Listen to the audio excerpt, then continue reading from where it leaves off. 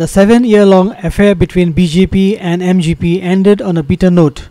Even though they parted ways, it will not affect the BJP performance in Lok Sabha elections, says Chief Minister Pramod Sawant.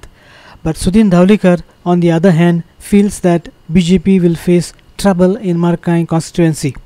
MGP will not be able to influence Lok Sabha elections, says Pramod Sawant. Whereas Sudhin opines that since BJP has ditched his party, they will have to face the consequences in this election. The straw that broke the camel's back was the fact that MGP filed its nomination in Shirada for the by-polls despite being an alliance partner.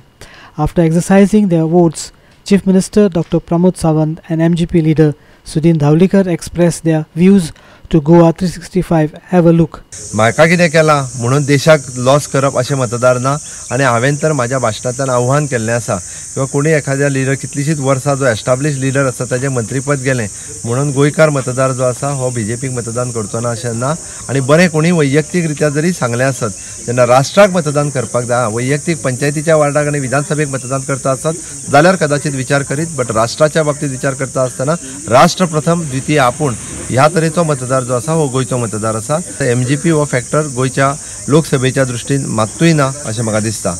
उरता उरलो म्हणजे आमी जेका म्हणटा की मांद्रे आसतलो किंवा म्हापशां आसतलो ही पयलेच फावटीची अशी युती आसतली म्हणजे प्रिपोल अलायन्स किंवा पयले फावटी महाराष्ट्रवादी गोमंतक पार्टी सांगता हाताक मत मार म्हणून हांवें म्हाज्या भाशणांतल्यानूय सांगला भाऊचो आत्मा सुद्दां वयर तळमळटा आसतलो भाऊय कदाचित रडटा आसतलो पूण ह्या फावटी जो आघात भारतीय जनता पक्षान वोटरांचेर केला आणि त्याच प्रमाणे जे कितें चलयलां त्याची तिडक सगळे मडकय मतदारसंघात वोटर काडटले ह्या बद्दल दुबाव ना आणि तशें चल्लां लो वोटींग चल्लां जे कोणी वोटिंगा येता ते चडशे आज